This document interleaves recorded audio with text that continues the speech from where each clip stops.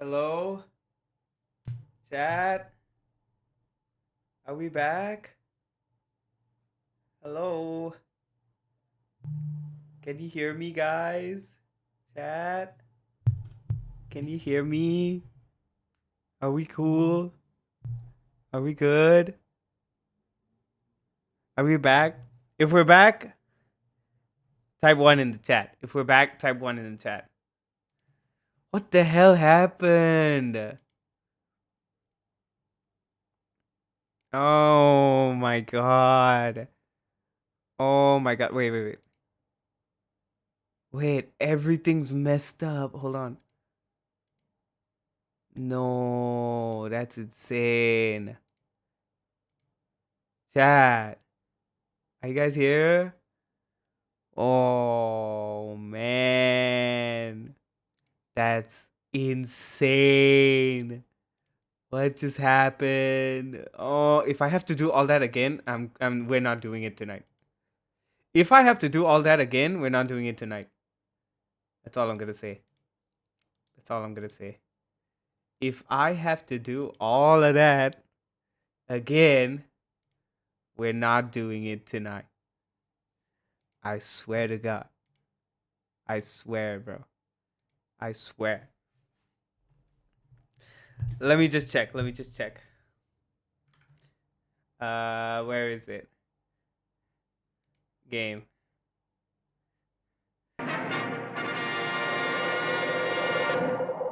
There we go.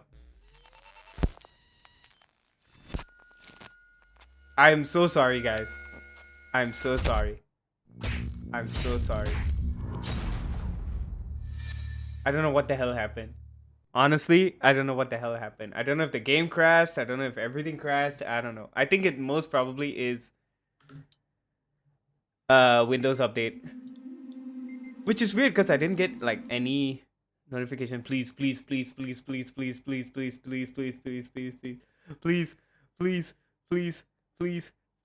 I don't want to do that again. Ricardo, I can destroy the nest. Oh. Enough danger today. I can power up all the cores, overload them, and then initiate a reactor purge. It'll destroy everything down there. I'm not trying to persuade you. What do you say, Tad? One more time? Like it if you didn't die. One more time? This is what's gonna happen. There are emergency overflow circuits that feed excess power into the local capacitor banks on each tower. If I decouple them and discharge the system, the purge will be external. The nest is right in harm's way. I have no clue what you just said. Just drop something to hold on to.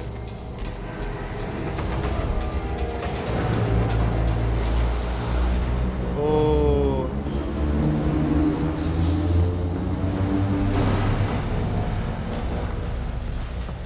I gotta go this way.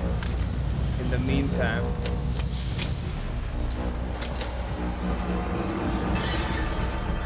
I gotta get that ready. No? Do we have guys over here?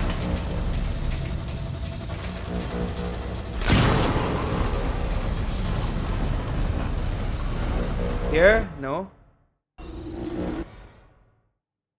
Other way?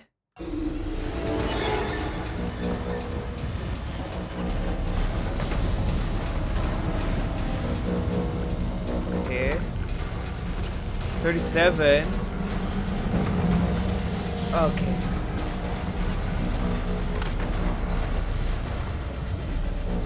Now where?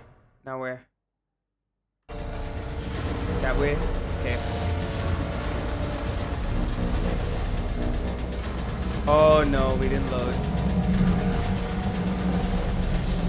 Which way?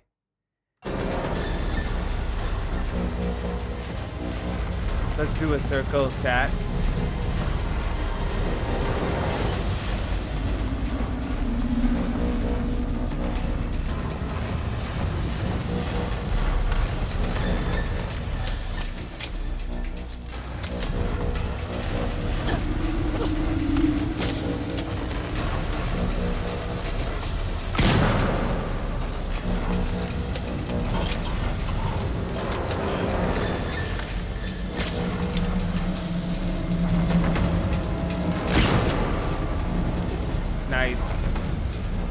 Nice. Nice. Okay, where?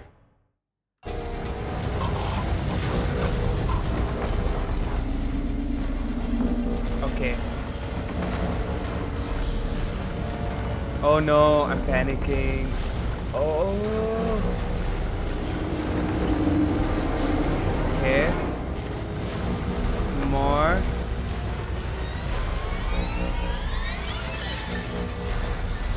Okay, there we go, chat.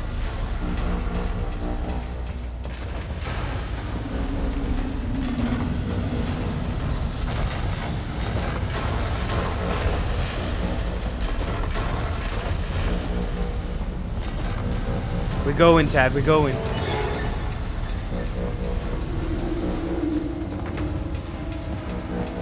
Hold on, let me just check if my levels is okay. I think it's okay. Can you guys hear everything? Is it all good? I think it's all good. Yeah.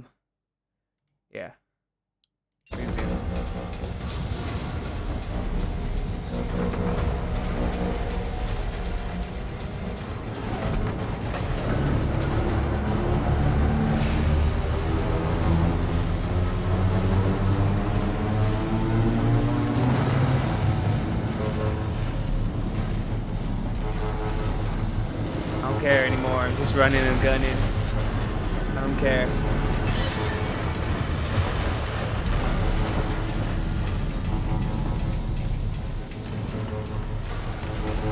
Oh. Okay. We got that. One more. Wait, let me get this shotgun.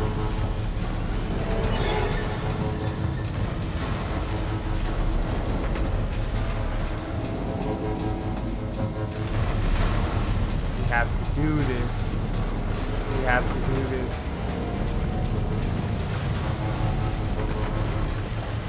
Okay.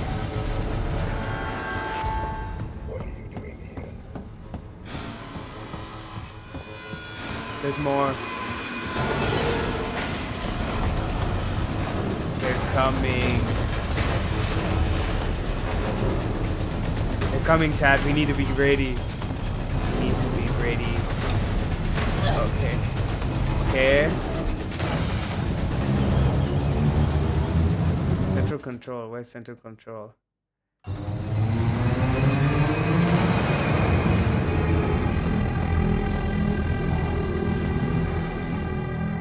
Shotgun. Where's central control?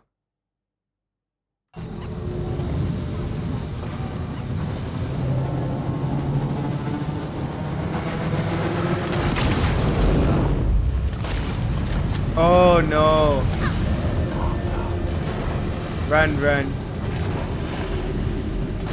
Run, please. Make it, please. Is that the place? Yes.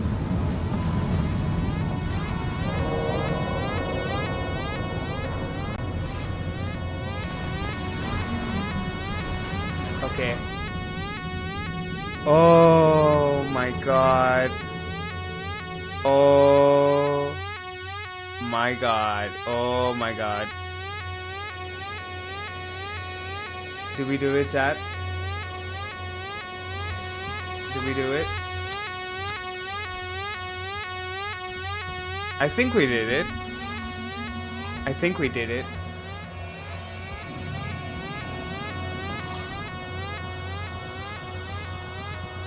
Okay. Let's go in through here.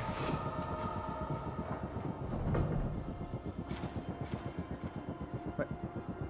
Oh. Come on. This must be it.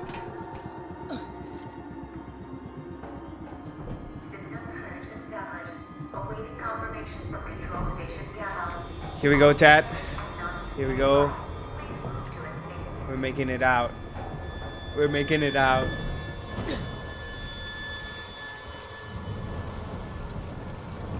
Okay.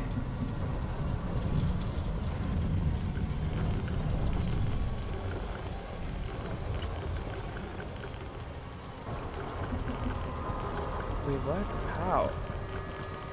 How?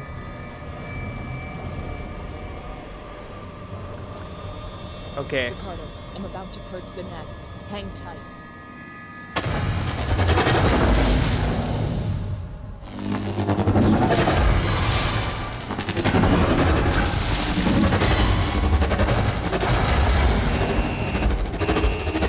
Oh, lordy lord. You guys see that, chat? Oh, that's two. Oh.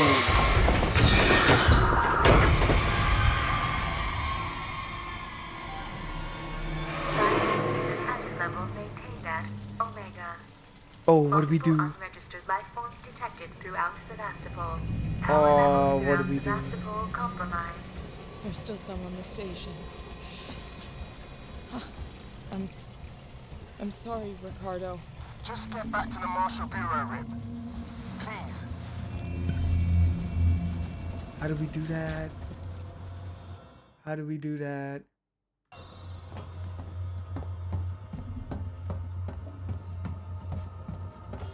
How do we get back? Wait, Rip, something weird's happening. You think? I need you to get to medical, now. The reactor purge, it's resetting systems across Sevastopol. Lights, transit, maybe even communications. I think this is our big chance. Just go, now. We might not have much time. I'm heading down to comms. Okay, let's just save, chat. Let's just save.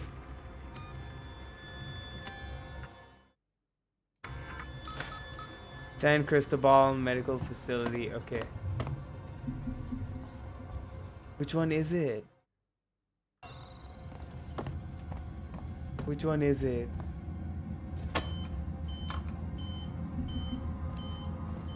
Okay, here we go, chat. Here we go. Here we go. Ooh, that was hell. Oh, I hated that. I hated every minute. Sorry about the interruption. I didn't know it was gonna do that.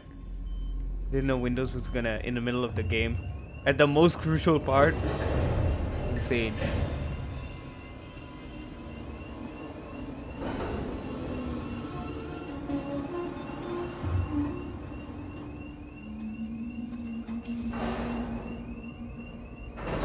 Quite a few of them escaped though, which is kinda concerning. That's kinda concerning. This car for Lorenz system expire. Ooh.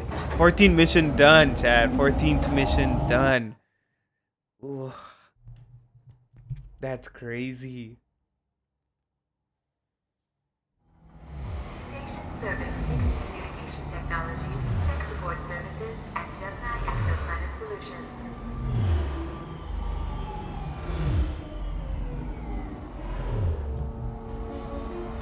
Ooh wee, that was insane. Ooh wee, that was insane. Station serving 60 communication technologies, tech support services, and Gemini exoplanet solutions. Okay, now where?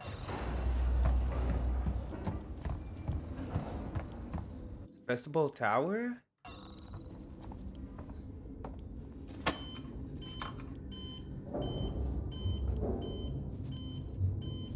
A lot of transits. A lot of transits. Are you guys getting like the pre-roll ads?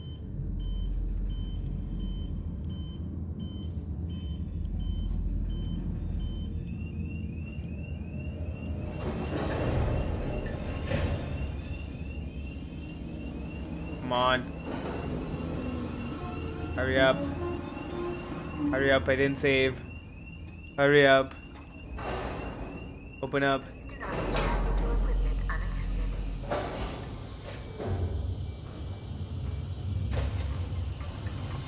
This car for Sevastopol Science and Medical Tower.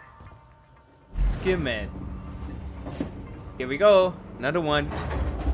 Skim it. Okay, here we go, chat. Here we go. Here we go. We're doing it. I think we have like 4 to 5 more missions left in the whole game. Nicole, I'm not medical. Did you manage to get to comms? I'm here, but I was too late. Apollo's recovered from the reactor purge and locked out external comms again. Damn it. So why'd you send me here? Plan B, Rip. See, before I left, the system showed a ship approaching Sevastopol. I think it's the Anisadora. Marlowe managed to send out his Hold on. Where do we need to go? Okay. auto codes to call it in while comms were temporarily open. We've got to get to it. Is it docking? No, but it's in a holding position nearby. Head for the ambulance bay. The shuttles are really short range, but they'll make it. Got it. Find a short range ambulance. Okay.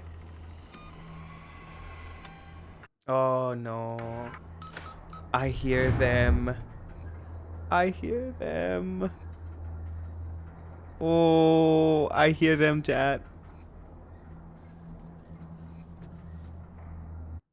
How do we get there? How do we get the ambulance? Oh.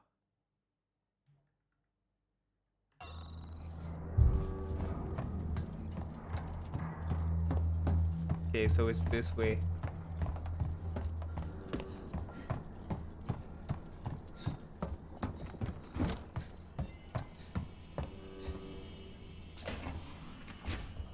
Wait, is this the right way? No.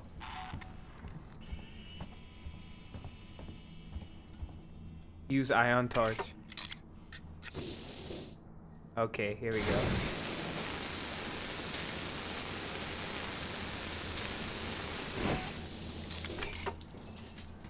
Keep hearing beeps.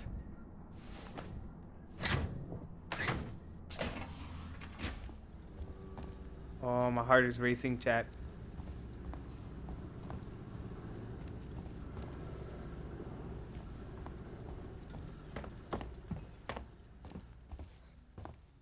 Is there anything we can use in here? Let me check. Uh-oh.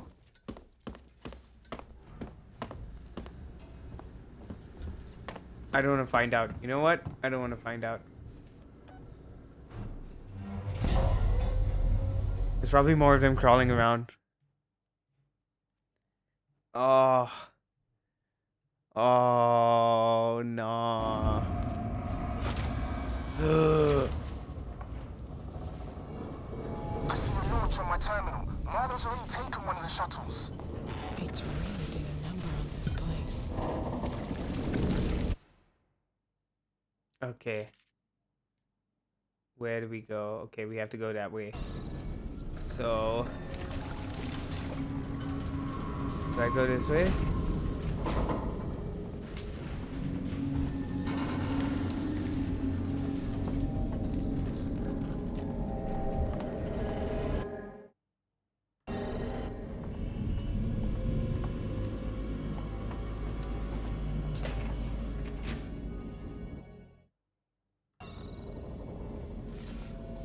Ooh.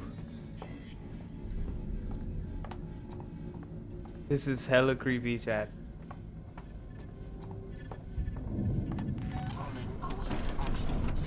Uh-oh. Shotgun. Don't run.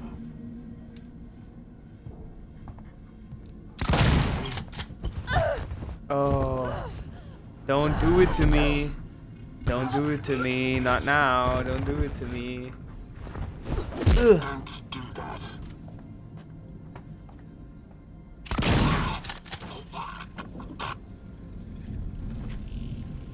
Okay. Nothing? Okay.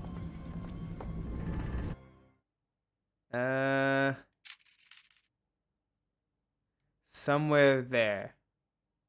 Somewhere there.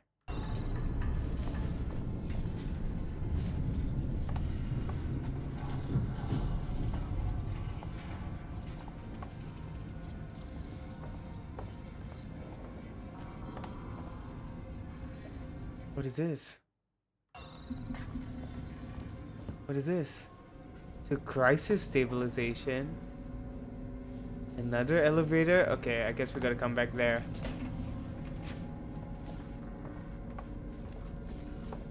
I don't like this one bit. We do anything here? Save. Save. I hear save. Save.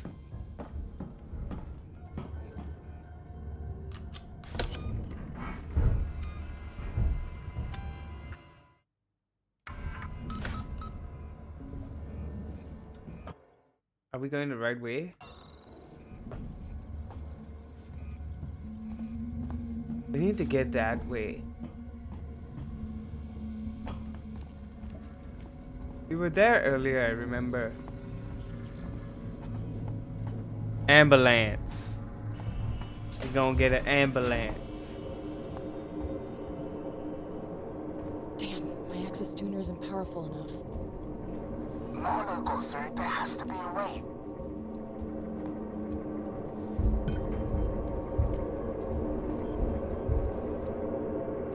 Level 3 upgrade. Where?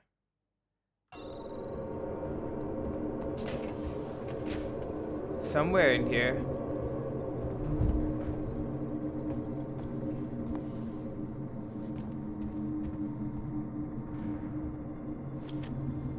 ID tag.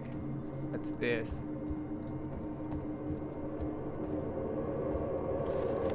There we go. Nice. Nice.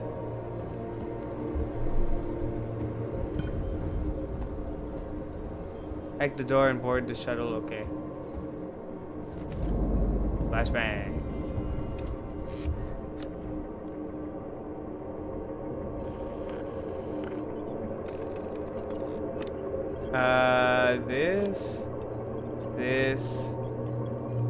This. Thank God. I got it in time. Nice. Coordinates already in the system. Just punch the dash. What about you?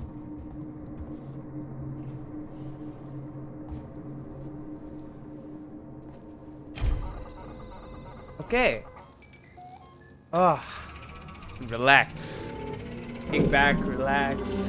Chill. We go into space.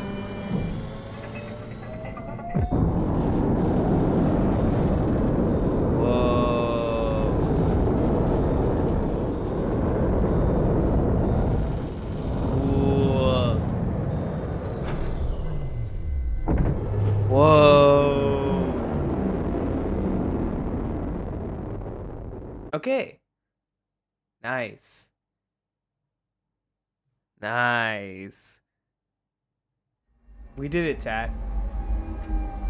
We did it again.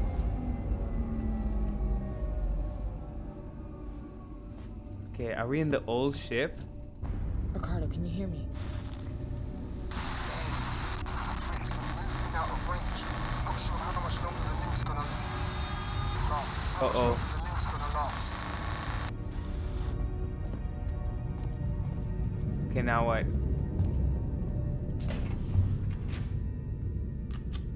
Ooh.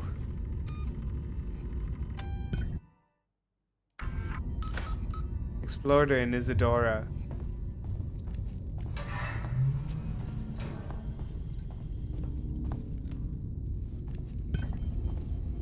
Bring the Isadora systems back online. Okay, do we do anything here? Hello? Hello?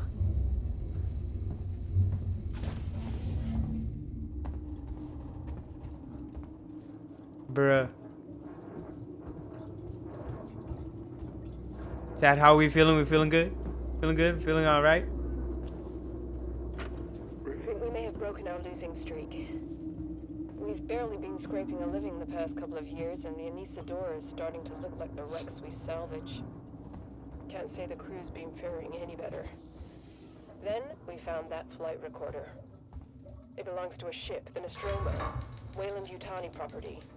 That means there'll be a reward. But then Marlowe had an even better idea. Extrapolate the path of the flight recorder to try to find the wreck of the Nostromo. We got lucky. Found a distress signal, and now we're following it. This is it. I can feel it in my bones. He always said he'd do right by me. Signal detected. Marlo, Hi says he just picked up some kind of signal. I've got Lois trying to decode it now. Could be in the Nostromo. Want to come up and see for yourself? Technician's report. 10, 24, 21, 37. Marlo, I just had to do some much needed work on the sublight engines. The old girl was complaining so loudly. I'm surprised something didn't fall off during the last jump. Everything's holding together for now, but she'll need a full overhaul soon. And not just for the core systems. We keep pushing her like this, and we're gonna end up being the only salvage crew hitchhiking through deep space.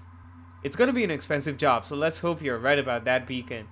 It could be our last chance for a decent paycheck. Anyways, I had to reset the door code afterwards. The new one is 4510. Lewis, 4510. Okay, 4510. Approaching Sevastopol. Okay, not reading all of that. 4510.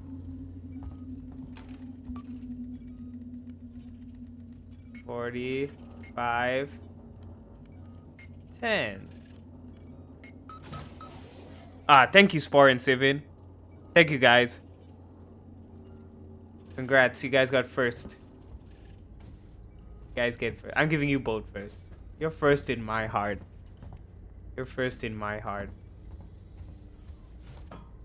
Oh. Restart generator, okay.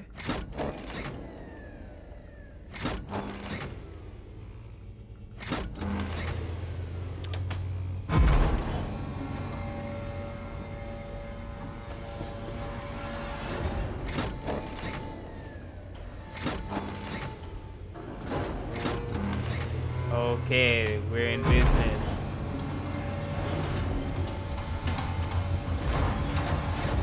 Door locked.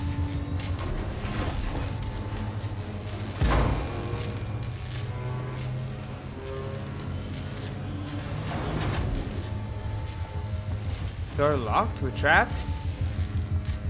We trapped?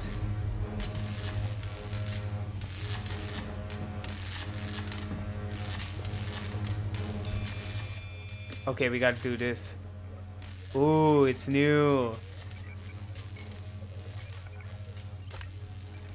I hate this one. Okay, there we go.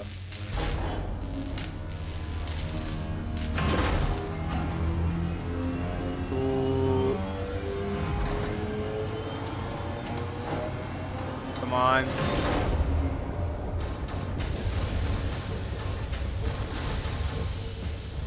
Ricardo, in case you're hearing me, I've got the Inusador's basic power systems back online. Doors should be open. Hopefully some light. Still no sign of Marlo. Is it this way? Yeah. Hey, Ripley. Welcome to the Anisadora. Marlo? Where are you, Marlo? Marlo. Hey, Cap. How are Thanks for you? switching Hold the on. power. Let me get that sweat. What do you mean? Oh, with the push-ups? Okay, hold on. Let me give you a shout out. How are you, Cap? Everybody, you guys gotta follow Cap. Cap is such a good streamer, such an amazing streamer. Okay, hold on. Let me do some push-ups. Hold on. Okay. 1, 2, 3, 4, 5.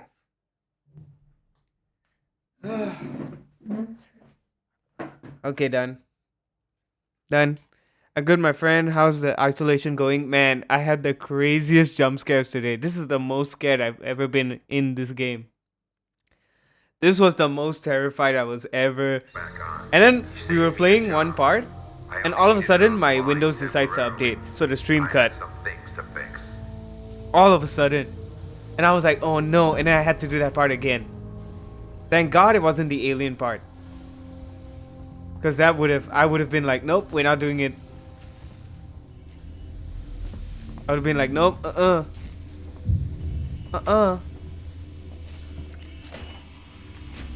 Maybe you wanted join my crew? Plenty of free spots. Ripley, Mahler double-crossed me. He said he'd give me all the data he had on the creature so I could take it to the company, but he... Taylor? Taylor! Oh! Shit. Ah.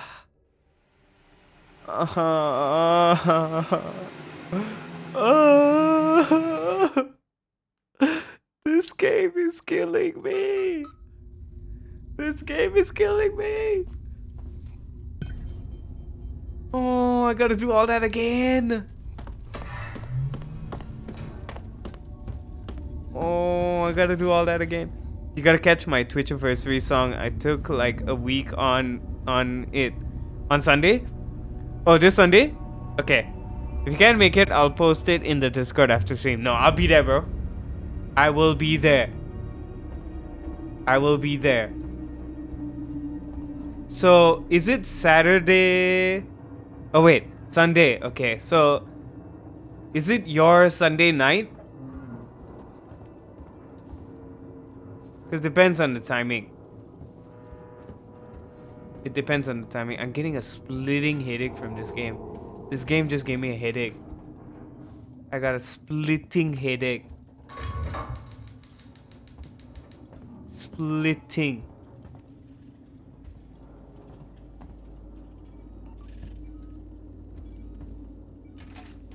Passcode required. Okay. We gotta do this again. 4510. 4510.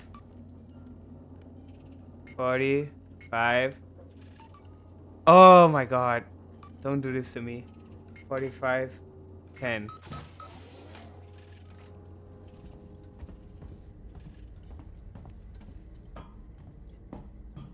Okay, here we go.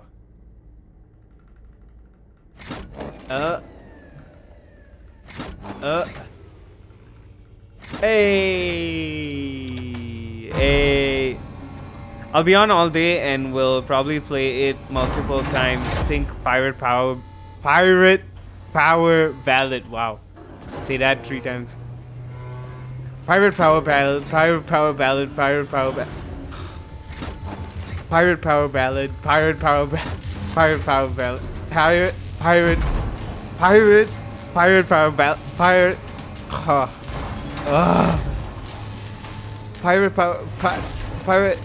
power ballad, pirate. Okay, I give up.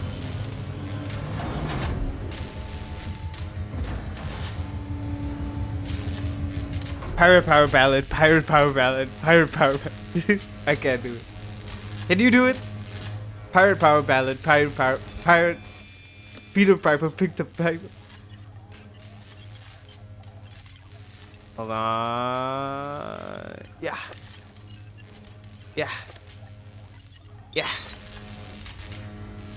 There you go. Open up.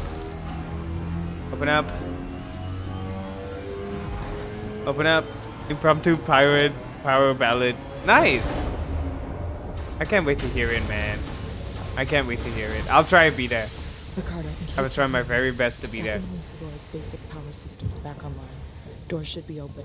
Hopefully some light. Still no sign of Marlo.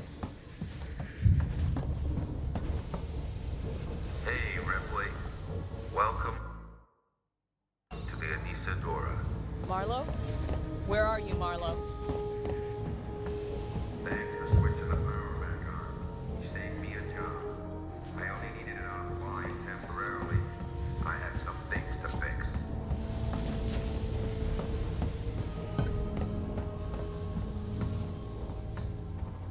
Okay, let me get my flamethrower. Looks like the ship is also infected with aliens. Maybe you want to join my crew. Plenty of free spots. Ripley, Mahler double-crossed me. He said he'd give me all the data he had on the creature so I could take it to the company, but he... Taylor? Taylor! Marlo, what are you doing? What no one else seems prepared to do. Come find me, Ripley. I got something for you. Oh boy.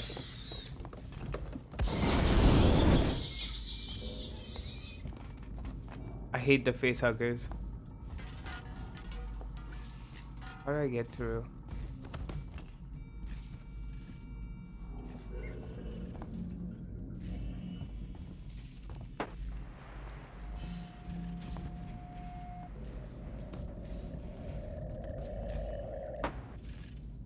Okay. That's nice. Ew! How are you? Just lurking because unfortunately at work, but don't get too scared. I already got too scared. I already got too scared. Hold on. Let me give you a shout out too. Everybody please follow EO. EO is the best. EO is my friend. Heart, heart, heart, heart, heart, heart, heart. Please follow EO, everybody. EO is the best. Oh, you're doing co-working? Nice, nice. Well, I hope you have a good day at work, EO. Hope you have a good day at work.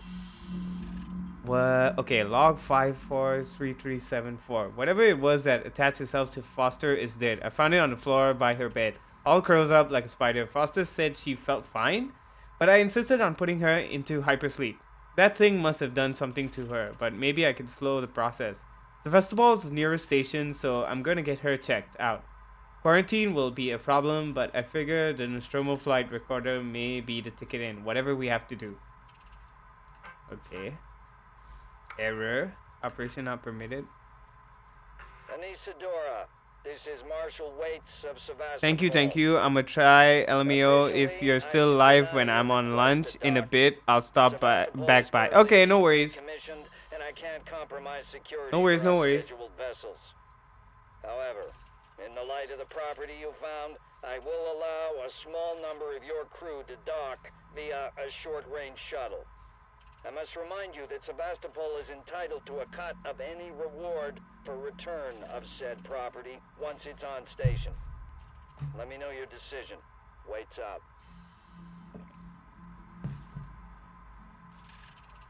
You know what I think, chat? Everybody, since the alien like appeared, everybody like kind of wants to use it for their own purposes. Which, I mean, you can't, nobody can contain it, so why would you even like attempt to think that you can control it somehow? Oh lordy lord. Oh. What do we have here? Marlowe. Where are you, Marlowe?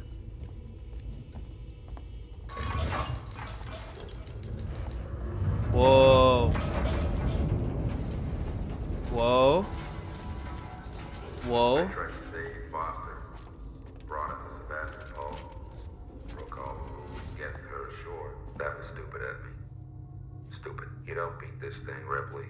You can't. All you can do is refuse to engage. You gotta wipe out every trace, destroy any clue, stop its infection from spreading, make sure there's no chance of the human race ever making contact with it again. Because the moment it makes contact, it's won. The company's never gonna know what happened here. Nobody is. I won't allow it. What do you mean? I get where it's coming from, but that's just stupid. Why not know and prevent it from ever happening again? You know what I mean? That's just dumb logic. You're not thinking. You gotta think. People gotta know. Save. Save. I hear save. Save. We gotta save. Yes. Okay.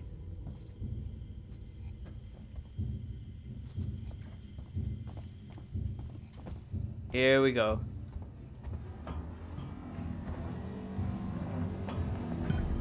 The core use terminal.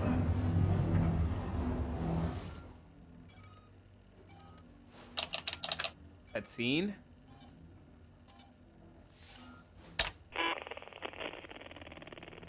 Uh-oh. Added report. Personal message. This is for my daughter. Whoa. Hi, Amanda. I'm recording this for you, my sweetheart, and I hope you get to hear it one day. You see, I got into trouble. My ship, there was an accident, sweetheart, and, we found an alien creature. It was very dangerous, and the only way we could stop it was to destroy the ship. I'm okay. I'm stuck on this lifeboat, long way out. But we had to destroy the ship. We had to destroy the Nostromo. We just couldn't risk bringing that thing home with us. I needed to protect you. Don't worry. Don't worry about me. I'm sure I'll see you very soon. Whoa. I love you, sweetheart. Sigourney Weaver, shout out. Shout out to Sigourney Weaver. Damn. That's heavy. That's heavy, chat. That's heavy. Oh my god. Oh my god, indeed, Ripley. Oh my god. Indeed. Yo. Whoa, whoa. Now you understand.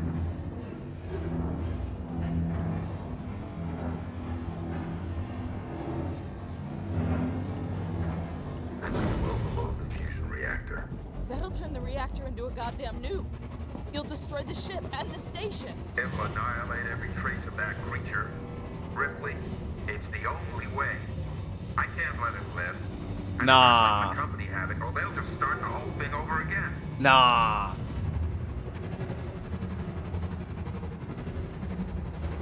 Listen to me! We don't have to do this! Stop! Stop it, Marlo! Marlo, please. You heard what your mother did. She understood. If she was here, she'd be helping me. You think she would want company suits knowing the zip code of that creature? No one must know. He does have a point. There are still people alive on the station! Marlo! Foster's not. She was my wife. I loved her. And I killed her. Bro. Oh. Taylor. Taylor. I think I was too late. He set it going. He set it going! Taylor, I'll stop the overload. You have to help me. Go to that console. Warning. Fusion reactor overload in progress. Open the fusion system so I can work on them. What? I need power sent to the auxiliary generator. Look for the letters AUX. Come on, Taylor. Come on. Come on. You could do it. You could do it. Come on. We need to save lives. We need to save lives. Oh, how do we do that?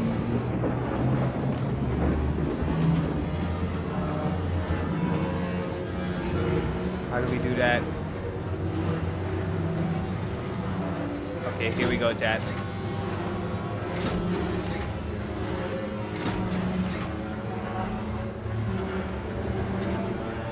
Okay, you're doing good, Taylor.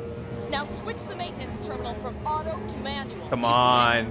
Come on, Taylor. Come on. it? It'll be there, Taylor. Trust me. You can do it, man. That's it. You can do it. Oh. Okay, here we go. Wait. Okay.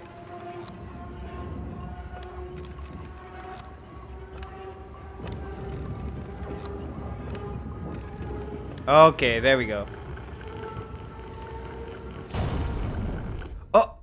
Wait, what?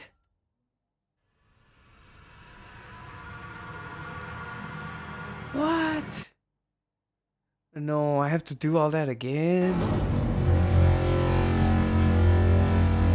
Okay, Taylor, okay. Okay, come on.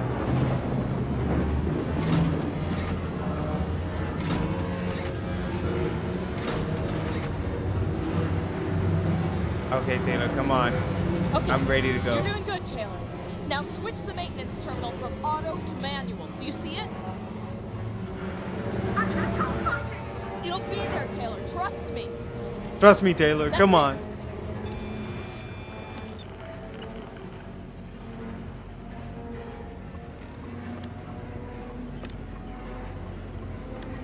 Come on. Okay, there we go.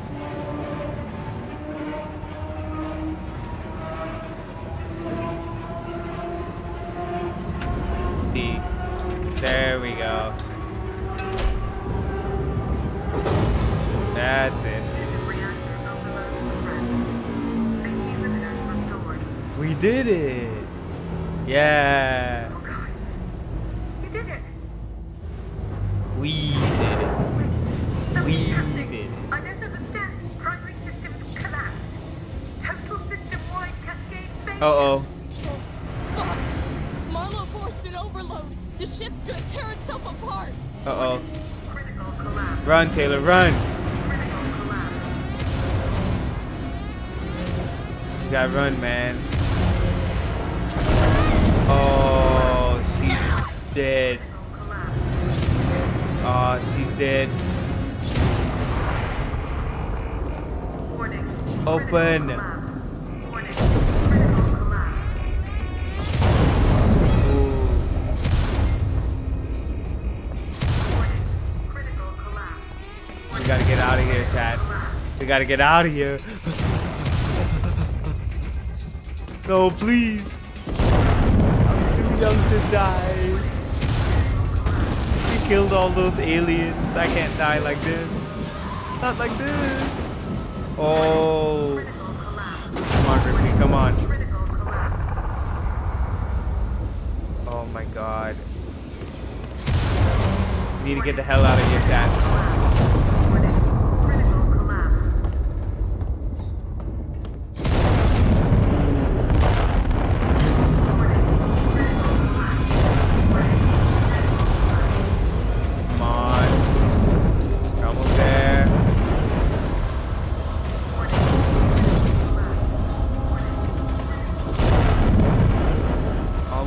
Launch.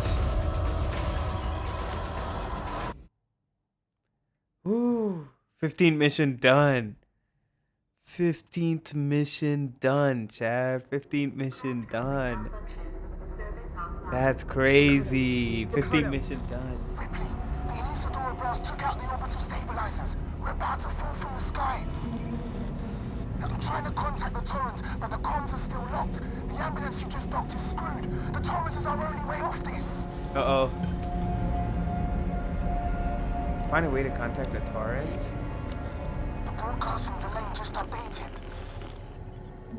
Hello, Sevastopol. Can you respond?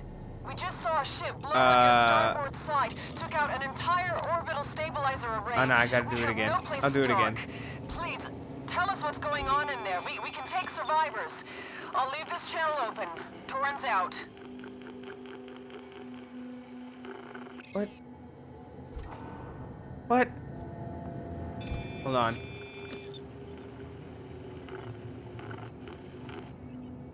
Oh my god.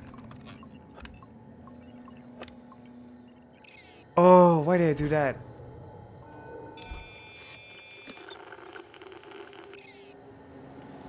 Hold on.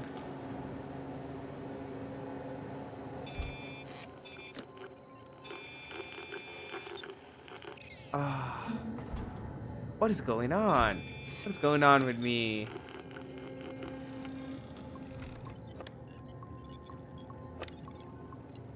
Gotta lock in. Oh, why did I do that?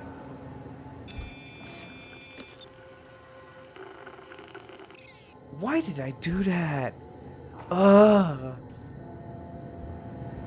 Okay, what do we gotta do? What do we gotta do? We gotta find Ricardo. Okay. We gotta find Ricardo. Did we get like a save? No, we don't get a save. Okay. Come on.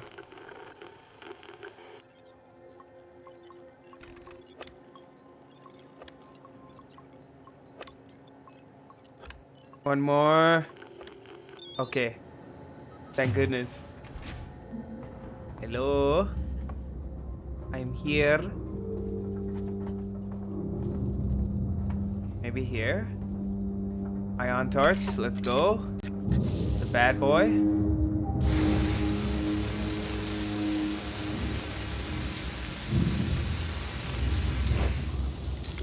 Nice.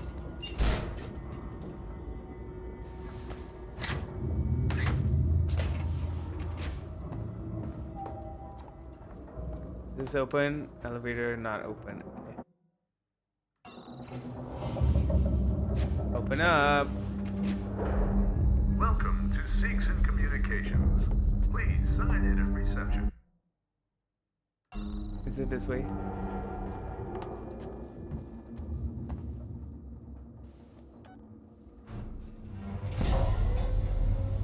I think it's this way.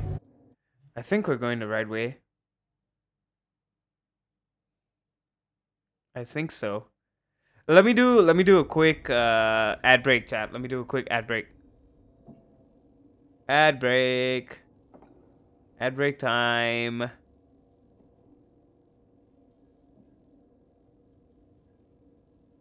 Hold on, chat. We're gonna do an ad break. Okay. We going the right way? Yep.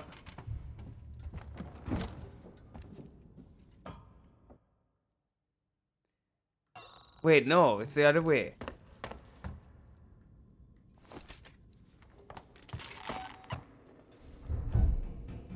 Wrong way.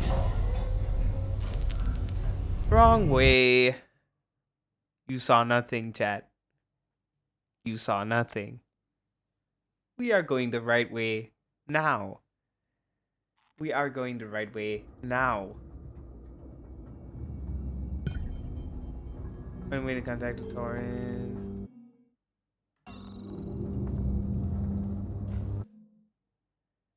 Okay.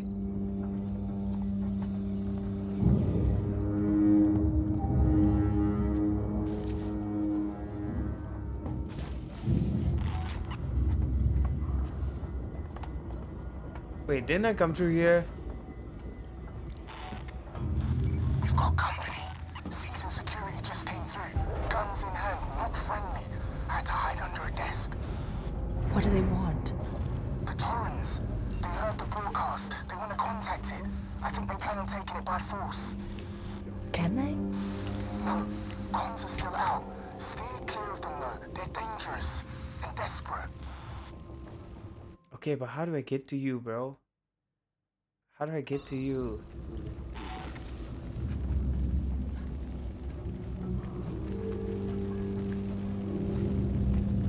I feel like death.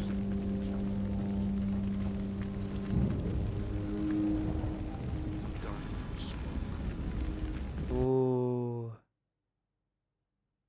How do I get to him? I'm going the other way.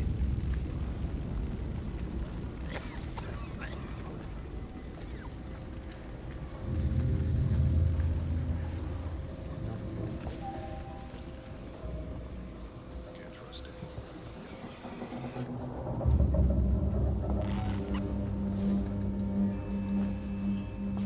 What is this?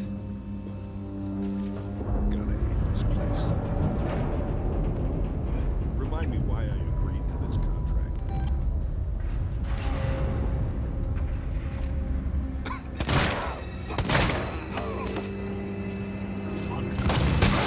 Uh-oh.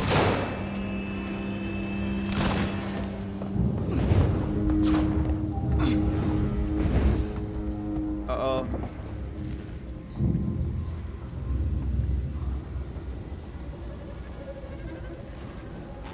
Uh-oh.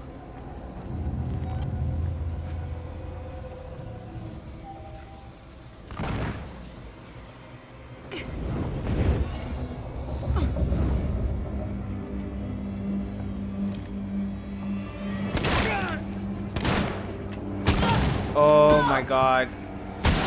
Oh my god. Run. Orbital stabilizers operating at 80. Bro. Oh no. Oh.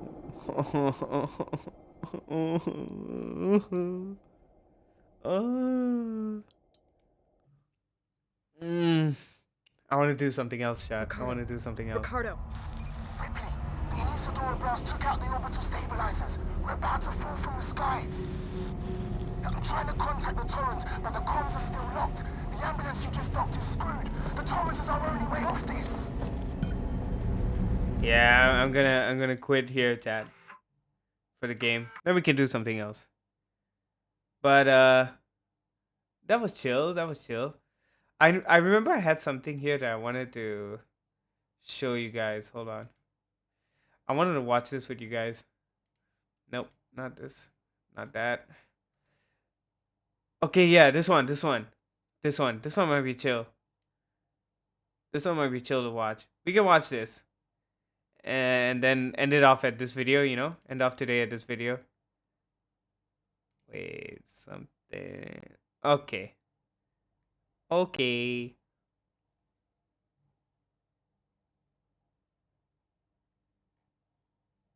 Give me a sec, chat. Give me a sec. Let me just change it to this. Internet. And go here. There we go. There we go. Okay. You guys chill? You guys ready? That was good. We made some decent progress today. Decent progress. We're almost there. You know what I mean? We're almost there. We just change the quality. That's not okay. That's nice. Hold on. Let me just change this. Let me just change the title.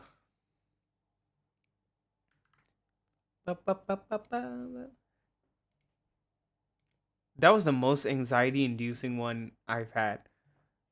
That is a clip. The one where like we were fighting and then my PC just restarts. That's a clip right there. That is a clip.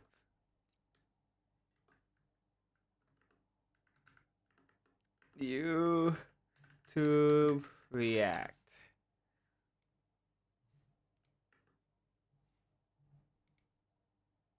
YouTube React. React. Okay. Okay, done. Let me get it ready. I have a lot of tabs open. That's the crazy part. Okay. Are you guys ready? You guys ready? You guys chill? Get comfy? In a hole in the ground, there lived a hobbit. Not a nasty, dirty, wet hole, nor a dry, bare, sandy hole. I have not seen Lord of the Rings, chat. I've not seen Lord of the Rings. Wait. I have an idea. We can do Lord of the Rings marathon in the Discord server. Yeah, we can do Lord of the Rings in the Discord server. If you guys want to join, just click !Discord in the chat and the server invite will come on. Then you can join the server and then we can watch together. It was a hobbit hole. Okay, wait, hold on. This video is called Why Lord of the Rings Architecture Isn't Just Fantasy, It's a Warning by Dami Lee. We watched Dami Lee's videos a little while back. It's about like mostly architecture and stuff. Okay, let me restart. Alright. Here we go. Lord of the Rings architecture. Here we go. In a hole in the ground, there lived a hobbit. Not a nasty, dirty, wet hole, nor a dry, bare, sandy hole. It was a hobbit hole. And that means comfort. The word hobbit comes from Old English, hole and bitla, hole builder. And this idea... If you guys didn't know, J.R.R. Tolkien, he was a English professor, so he knew a lot about English, so like most of the work was kind of based on like English terms or like Old English and stuff like that. And he was trying to he was very interested in world building, so he incorporated a lot of what he knew into his worlds, you know? Building into the earth instead of on top of it. That became their whole identity. Whoa. I always felt like the thing that makes Middle-earth so real is that the architecture, it mirrors the psychology of the people. That's true. Each hall, That's very arch, true. detail, it reveals the fears and values of that race. So in that sense, it's peak architecture. I didn't really realize it back then, but Lord of the Rings was the only DVD that I had growing up, so I watched it, like a lot. And looking back, this is actually what got me into architecture. In our world, buildings are often shaped by economics, their products and investments. Wait, hold on. Can we just take a moment and like the dedication, the green screens, the outfit, the ears, bro. That's dedication, man. That's Buildings dedication. are often shaped by economics, their products and investments. But in Middle-earth, the architecture, it's almost a direct extension of these races. Hobbits hide from the world. Elves try to live in harmony with it. Dwarves carve straight through it. But when I started reading the books, I realized Tolkien doesn't actually... I have the books too, chat, but I haven't read them. I need to read them. describe the buildings that much. He gives us feelings and atmospheres. So most of what we see in the films, that's Alan Lee. He took these feelings and gave it form. But it's not pure fantasy either. A lot of it is grounded in real architecture. And by doing this, I think he actually added meaning to it. And watching it now through the eyes of an architect, I started to see things that I didn't quite catch as a kid. These aren't just fictional cities. They're reflections on a worldview. And for Tolkien, it's a world that he feared was coming. Whoa. So let's start with the hobbits and hobbit holes. That's pretty interesting, man. Wait, hold on. Let me just rewind. I wasn't listening. I was doing something else. Hold on. Most of what we see in the films, that's Alan Lee. He took these feelings and gave it form. Bro, the set designs in Lord of the Rings, crazy. Insane workmanship. But it's not pure fantasy either. A lot of it is grounded in real architecture. And by doing this, I think he actually added meaning to it. I'm watching it now through the eyes of an... Oh, wait, hold on. I gotta adjust something.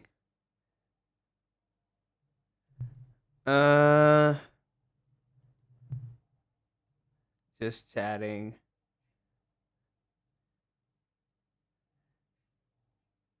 Okay. Sorry. I think he actually added meaning to it. I'm watching it now through the eyes of an architect. I started to see things that I didn't quite catch as a kid. Yeah, the illustrations are crazy. Look at that, chat. Look at the set design. These aren't just fictional cities. Insane. They're reflections on a worldview. And for Tolkien, it's a world that he feared was coming. Whoa. Sauron. So let's start with the hobbits and hobbit holes. Because the first thing you notice is the circular shape, which is, first of all, totally practical, because it spreads out the weight of the earth evenly. It's the same logic of ancient sewers or coal shafts, and you can see it even in traditional settlements all over the world.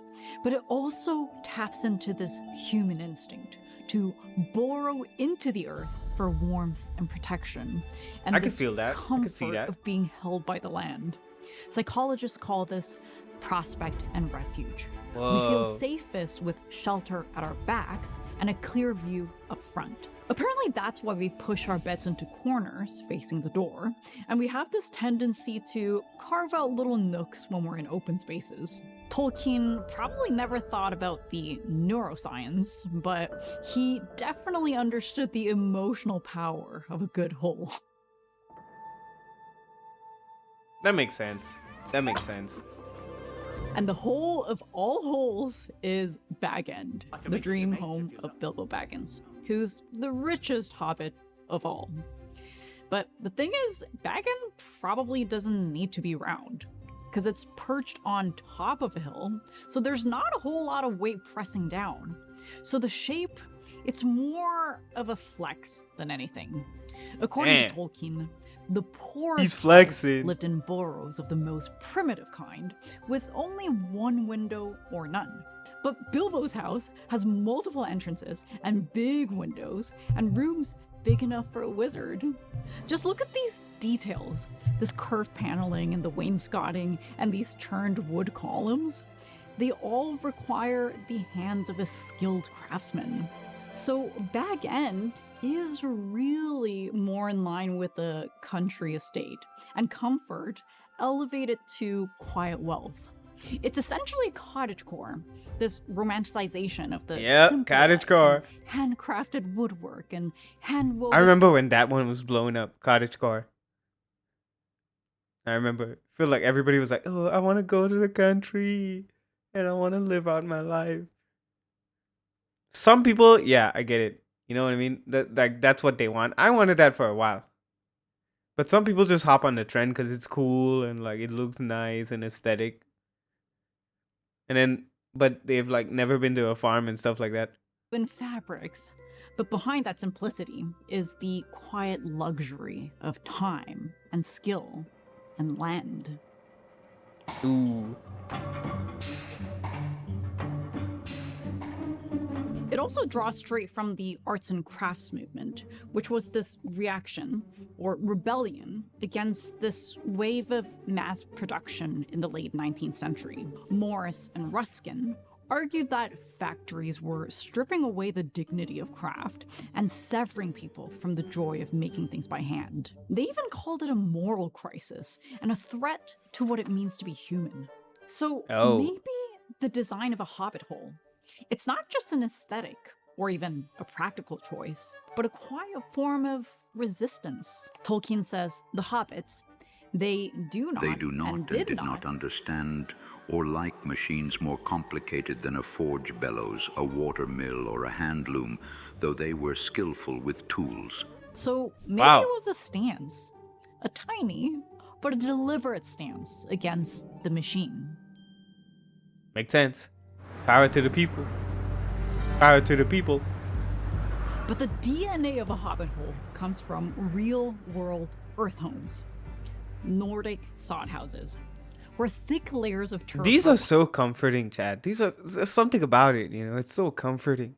Piled onto these low, rounded frames made of. It is very cozy. I'll give it that. Driftwood or birch. So during the cold seasons, they trap the heat while evenly distributing the weight of the snow. And by hugging the ground, they also resist the harsh Nordic winds. And just like a hobbit hole, this kind of vernacular architecture isn't designed by a famous architect, but it's shaped by the climate and culture and the quiet genius of local materials. But the inspiration for the Shire actually comes from Tolkien's childhood home, a little village in England called Sarehole. He said it was kind of a lost paradise. There was an old mill that really did grind corn, and a great big pond with swans on it, and a sand pit, and a wonderful dell with flowers, and a few old-fashioned village houses, and further away, a stream with another mill. But then came Birmingham, bringing steelworks, and railways, and blast furnaces, and eventually, it swallowed Sarehole.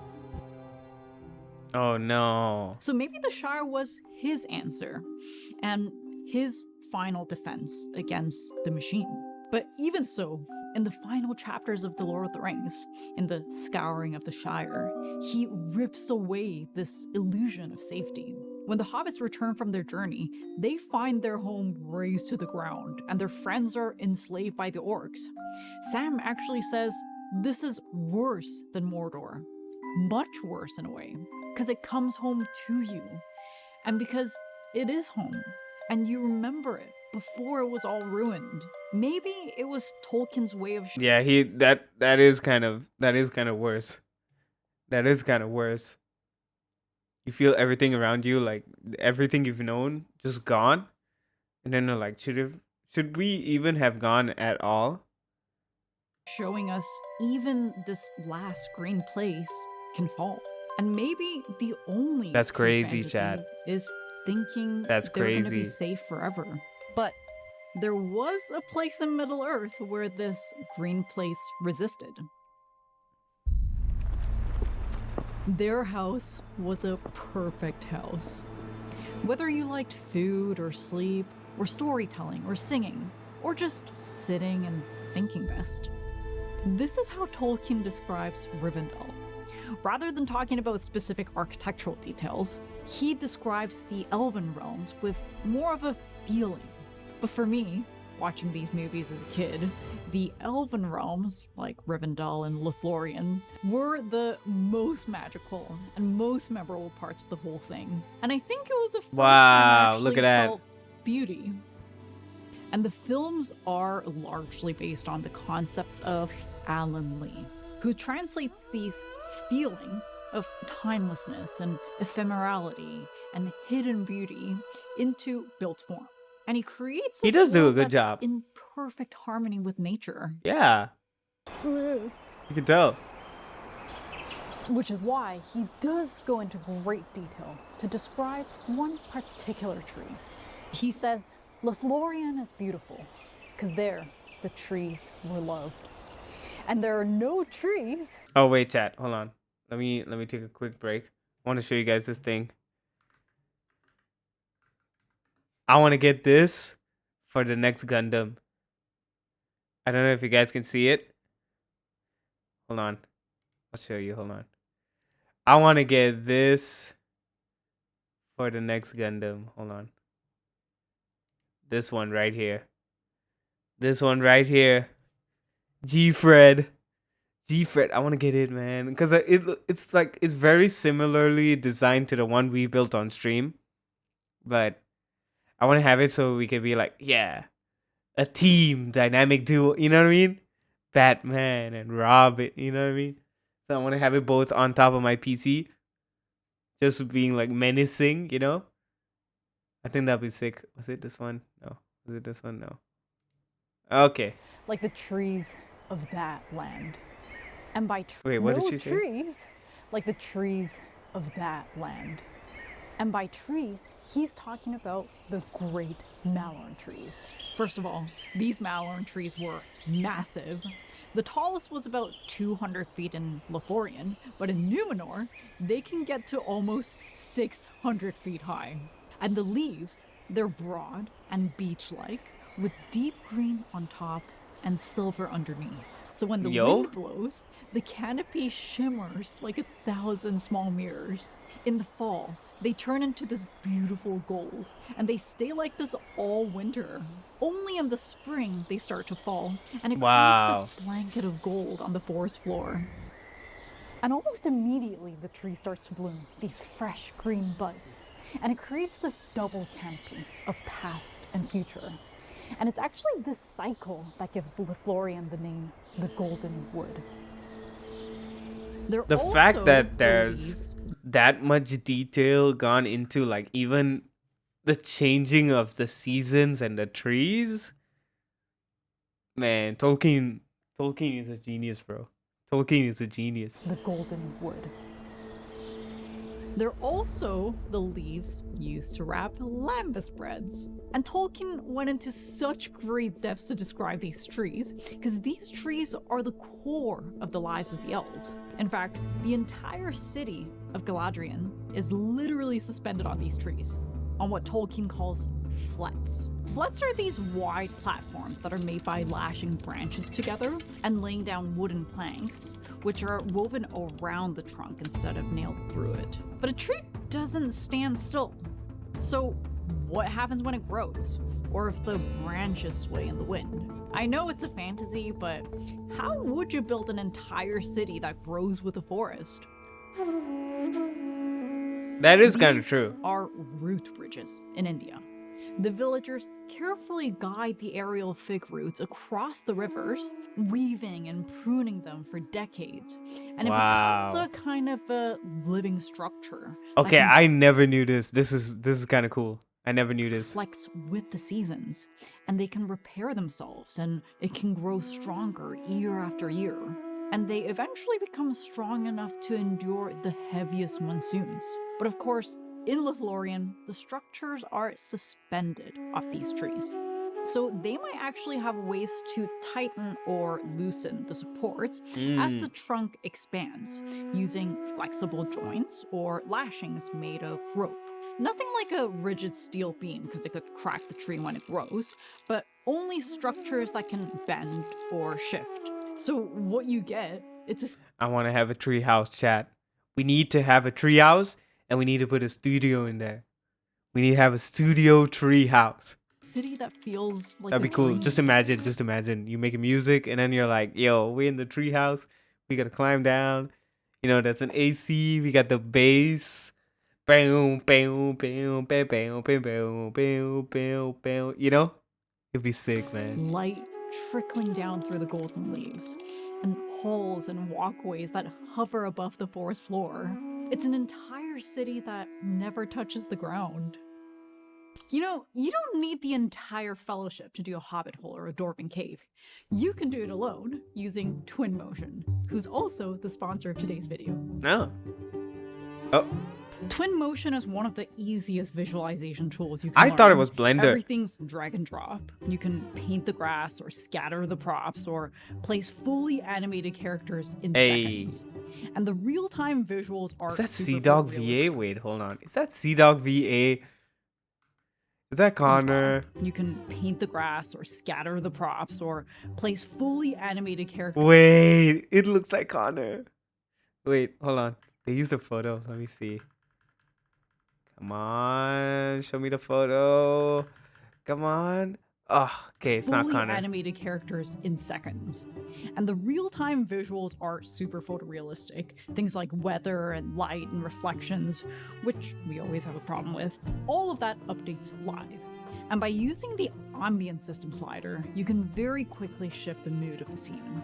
You can take it from golden hour to foggy dawn. For That's animation, cool. simply drop in the cars or people, or even horses in our case, and they'll move automatically. You can also drag and drop Sketchfab assets directly into the view, which is pretty convenient.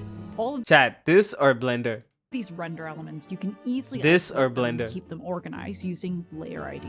I also love this phasing I mean- tool, which helps you Yeah. and you can share it fast with forward it a to make little bit. something beautiful, fast. If you're interested, I'll leave the link in the description. I'm good, bro. Thanks, though. The first time I experienced this weightlessness in a real building is in Sagrada Familia. I just remember thinking, this feels like a forest, frozen in stone. I remember, like a while back, I saw a guy like making cathedrals and like really gothic architecture in Minecraft, and I was like, this guy studies buildings and the proportions and like the minute details, and he brings all of that into Minecraft, and I was like, this guy's a legend right here. This dude is a legend. Give this guy a architecture scholarship, bro, because this guy is a legend. And the ceiling, it reminded me of the sky and the sun Oh. and the stars, all at the same time. Just kidding. The first thing I thought was, wow, this looks like it was built by elves. And I think it's because Gaudi was obsessed. I like how she's nerdy and she doesn't hide her nerdiness. That's nice. I like how she's nerdy and she knows she's nerdy. She's like, yeah, I'm fully leaning into this. With nature. His I like that. columns don't just look like trees, they behave like them. They distribute weight just like a real tree. Or, to find the perfect arch for the cathedral, he borrowed from Whoa. spider webs and hung a series of chains in tension and then flipped it to create a structure that's in compression. So instead of just copying nature shapes, he studied the logic and he reverse engineered it. And the result is a space that's made of rigid materials like stone and concrete, but it feels weightless and organic. And I think the elves would approve, because they also didn't build to just look like nature. They built with nature's own principles, using both organic and modern materials. There's something ethereal about it, chat. Something really ethereal. And to create elven architecture, I like the colors too. Colors are nice. Alan Lee borrowed from a style called Whoa. Art Nouveau. Art which was this Nouveau. celebration of nature using flowing organic lines. It became popular in France and Belgium in the late 19th century, shortly after the arts and crafts movement. And it was yet another rebellion against the industrial age. This time, not so much in the loss of craft, but in the loss of beauty. And I think there's no better defining icon of this than the Eiffel Tower, which went up in 1889. This thing of pure iron, no cladding, no ornament, just a skeleton that really flaunted the possibilities of mass-produced steel. Around that time, a new method called the Bessemer process made steel cheap and modular and repeatable. And the Eiffel Tower became a symbol of industrial power. Some loved it, but lots of people hated it. Wow. And the architect Charles Garnier famously said Paris must not be made into a factory. So that sparked the rise of Art Nouveau, which actually didn't reject these new materials, but they bented. Iron twisted like vines, staircases curled like flowers, stone flowed like trees. Wow. Same material, but very different statement. The hand still That cathedral is so well done, man. The cathedral is so well done. matters. And nature is reintroduced through the machine. You see the same logic in Lee's drawings of Rivendell or Lothlorien. Barge boards that twist like branches, or bridges that slip between waterfalls, and this leaf-like filigree that's woven into every rail. The elves shaped iron and stone, but they shape it in line with nature. The problem was that curves and vines don't really scale, because every curving detail, in most cases, has to be bent or forged or carved by hand, by a skilled hand. Art Nouveau wasn't necessarily against modern production, but it did end up taking a modern, repeatable material, and they made it kind of difficult. Again, beautiful, but slow.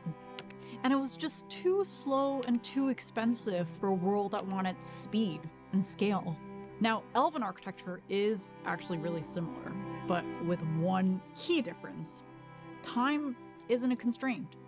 Mortal buildings have they to live be longer. practical. They need to be built fast and used and replaced all within a specific time frame. But elves, they can build slow and deliberate, and even a little bit indulgent. Because they can take their time, and their architecture is meant They live to for last thousands of forever. years. It's actually really interesting to think about. Yeah. How would we build if time was not a constraint? Well, But what if you are immortal, but you still want your architecture to last forever? And that takes us to the dwarves, who, according to Tolkien, prized above all the work of their own hands. And they were master craftsmen, and their works outlasted the ages.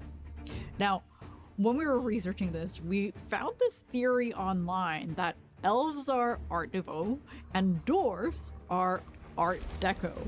And I love this so much because while elves were out there hand carving leaves and their banisters for 300 years, dwarves were like, cute.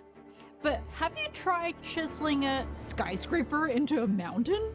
Art Deco came just after the war, and you could say it was total industrial flex. Sleek lines, bold geometry, mass production, and just enough gold to remind you who's boss. It's kind of cold and calculating in a little bit. But there's, I've been in buildings like that, and it does feel a little bit like, yeah, I need to be here. I'm here, I've arrived. I'm here. It was the same pride in modern materials, but now stripped down to bold, repeatable geometry that could rise higher and faster and look monumental, which is exactly what you see in dwarven cities. Repetition, hard edges, rigid symmetry, and it's monumental. It's true, the similarity is uncanny, but it's also inverted. Let me explain. What do you mean? A signature move in Art Deco skyscrapers are the setback, which is a function of zoning, but it's also a statement of ambition. A building that climbs layer by layer into the sky. It does feel like ambition. But dwarven halls, they flip that logic, and it steps inward. Just look at the colonnades here in Moria. They nest deeper and deeper, almost pulling you into the mountain's core. It's the same visual rhythm, it's just inverted. And of course, that's because they carve into the mountain, and the mountain itself is the structure. Here's how Alan Lee put it. I didn't imagine for a minute that dwarves might live in scaled-down environments. Their love for artifice and grand gestures meant they would build on an epic scale. Yeah, that's kind of true. They do love like stone and stuff, so they might like go crazy with it, go ham with it. Whole mountain to play with. So he gave their architecture a geometric, crystalline logic, like runes and gemstones that the dwarves were so obsessed with. Another example, Art Deco lobbies are all about light.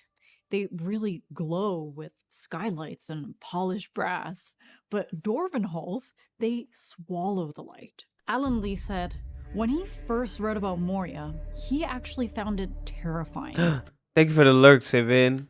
Like being trapped in a ghost house as a kid, pitch black, but echoing with vast halls and bottomless depths, even if it was really just the size of a shed. So he drew voids. Huge, empty spaces where the sheer depth of this endless space is only revealed in torchlight, where the shadow becomes a part of the architecture. It is interesting to think about the difference. The elves take iron and they make it look like nature, with vines and leaves and flowing forms, as if they were saying, we were never here. Their architecture is quiet and they blend into the forest. But the dwarves, they do the opposite. They carve their presence into stone, deep and permanent. And maybe it's because the dwarves are mortal that they build with such force. Not to blend in, but to be remembered. Their buildings are a way for them to outlive death, a way for them to fight impermanence with permanence. That makes sense. But the thing is, the dwarves actually aren't the most mortal race in Middle-earth. That would be men. Wow. Unlike the dwarves, who Us. at least believe they're humans, at the end of their days. figures. According to Tolkien, men are given the gift of Ilúvatar, a true kind of mortality. When they die, they leave the world entirely. No rebirth, no afterlife. They're just gone. So, in a world where an entire race carve themselves into the bones of mountains, just so that they're not forgotten, you have to wonder what men would build, knowing they're just gonna be gone. Poof. Forever. It's existential. It's tragic. And out of all the races, Well, men yeah, yo. definitely need therapy. What was the that? most. But that is way too much to unpack for today, which is why we're saving it for part 2. Part 2? Man, I can't wait for part 2. There's a quote from Tolkien that really stood out for me. It was when he was talking about his childhood home, Go on. He said, I loved it with an intensity of love that was kind of a nostalgia reversed. I always knew it would go, and it did. And that line really hit me. Because nostalgia is usually a longing for a place or a time after it's gone. But Tolkien, he already felt nostalgic for it before it was gone, while he still had it. And I think it's I get those so much. I'm in a moment sometimes during my day, and I just step back and like take everything in, and then I'm like, who knows how long I'll have this for again. You know what I mean? Do you guys have that? I have that sometimes. Sometimes I just pause and be like, yo, I don't know when this is gonna end, but I'm gonna just take everything in right now. And then sometimes I'm like, I get too emotional, and then I'm like, I don't know when it's gonna go, but I have to enjoy this, but I don't know when it's gonna go. You know? Because he knew deep down that I had that the other day in the like the where was it? The supermarket. The supermarket. I was getting groceries with my auntie, and usually I'll be like, "Man, I hate going. I hate going to the grocery store. I hate it." But one day, that day, I was like, "Damn, there might be a time when I won't ever get to do this again." And I just stood there and I was like, "Man, it's kind of sad. So I gotta enjoy it while I have it. You know, I gotta enjoy this while it's there." while he still had it. And I think it's because he knew deep down that this paradise that he loved so much at some point was going to vanish. So he was already grieving the loss of a world that he knew wasn't going to last. So I wonder if Middle Earth is kind of a manifestation of a fear that Tolkien had his whole life. This fear of the machine. And through the story of these races, he, in a way, figured out a way to hold on to that lost paradise. So this is one of the books that we reference for this research, a sketchbook by Alan Lee. Quite incredible. I would highly recommend it. And this is the 50th anniversary edition of The Hobbit.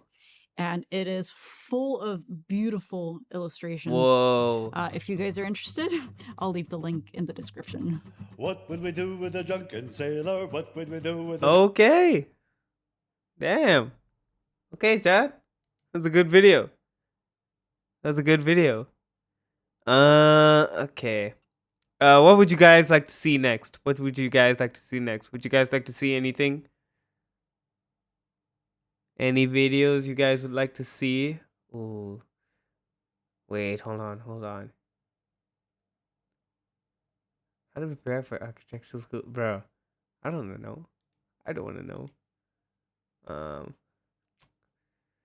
Let's see this one. This guy's building a Gundam. Hey, what is... Hold on. Building the ugliest MG Gundam? Okay. Hey, what is everyone? Welcome back to another video. And today What do you mean ugliest? I love this one. I love the turn A. I love this. Look at it. Taking a look at what some It's people so beautiful. Look at it. It's so beautiful. Look at it. Some people call this the mustache, but I kind of like it a lot. I like that it's like very fluid. It looks like very Astro Boy-ish. You know? Hey, what is everyone? Welcome back to... Yeah, it has that like Another Astro video. Today Boy I'm kind gonna of be taking a look at aesthetics. what You some- see, especially here, has that Astro Boy aesthetic. Some people consider the ugliest Gundam of all time, and some people would be completely wrong. This right here is the absolutely awesome Turn A Gundam. The Master Grade right here you guys have suggested to me. You see what I mean, time and chat? time again. It is from back in 2007, so it is a little It bit looks on the so older good. side, but it is a fan favorite, definitely. So This, of good. course, was designed by the late great Sid Mead, who is known for designs on Blade Runner, Aliens, and of course, Johnny fucking 5. Anyway, if you want one of these, I've already got Aliens. mine through Buy. Link will be down there in the description. Now Alien. let's get this almost vintage masterpiece put together. So on busting this Maybe that's out why I of the box, like really it. isn't that Because of the whole like alien. I can see it. I can see the alien aesthetic. much plastic inside of this box. It's a little bit on the small side compared to what you would expect for most master grade kits, but the payoff is actually stupendous. What we get in here is 9 runners of plastic. Wow. That is full-sized runners, and we've got 3 smaller ones too. That means this isn't one of those kits that's going to be taking up all of your build space. It's easy to get it nice and neat for a simple, pretty quick and straightforward build. As for the extras that are a little bit on the interesting side, we do have the iconic Turn A Gundam mustache. It just comes on one little runner like this. Inside here as well, we've also got 2 little chain links for putting together the Gundam hammer. And in the second little baggie in here, we do have the rest of the chain for that Gundam hammer. A couple of stickers, not that many because this kit is 99% color accurate out of box. And some Ooh. wacky decals. These are definitely Let me tell you something, Chad. The decals are very, very, very hard to put on. wacky. I found that out the hard way the other day. That's why for mine, I only put on like the eyes, the camera on the head, the chest stuff. That's about it. The rest all, I was like, nah, I'm not gonna do that. I might get like a separate decal sheet and do that. But the rest of it, I was like, no way. It's too hard. thing I will mention about this particular build is the Maybe if I get the G Fred, then yeah, I'd put everything on that as I'm building. As I'm building, I learned my lesson. manual is pretty nice. This is a little bit more of an old school manual, and it's something I do miss from more new master grade kits. We do have some nice little details in here, like sketches about the various details and technical aspects of the mobile suit. It It's is all so in Japanese because beautiful. it does predate translations being in the manuals, It's but it so is pretty cool. I miss when they actually used to do this. That was a very nice touch. Jumping on into the build now, and we're going to be starting from the legs up, Wow. as I usually do on here. First off, I will mention that the legs are definitely I like the aspect of curves the and kit stuff. that has the most building involved in them. It's They're very like sleek, aerodynamic. It kind of looks fast, you know. The design makes it look like it goes really, really fast. extremely detailed, and there's a lot going on, especially in this paneling and fin section around in the back. Overall, the articulation is a little bit dated, but not too bad. The bend of the knee is pretty good. We do have an extra shin bend that actually moves the kind of plates in the back of the leg. The foot can move as well. Make sure that this C-clip is clipped in all the way. I will mention a lot of ABS in this build, so it's got a rock solid inner frame. And besides that, we do have a little bit of articulation up at the hip as well, but not a whole lot really. So when it does come to the build of the feet, first it's a peg into this section right here, which clips via a C-clip downwards into this part. This is the beginning of the foot, and that is where you start. You slap 2 bits of grey onto the side like so. You move then to the toe section of the foot, a grey under part, red toes, and white armor up top. A little bit on the hollow side, but it does. Man, chat, I'm not gonna lie. After I built the Gundam the other day, watching people build like this, it's like, ooh, I really want to do. It's like, oof. It's so. I need it. I need to experience it again. It's like an addiction. You know what I mean? I feel it. It's like crack.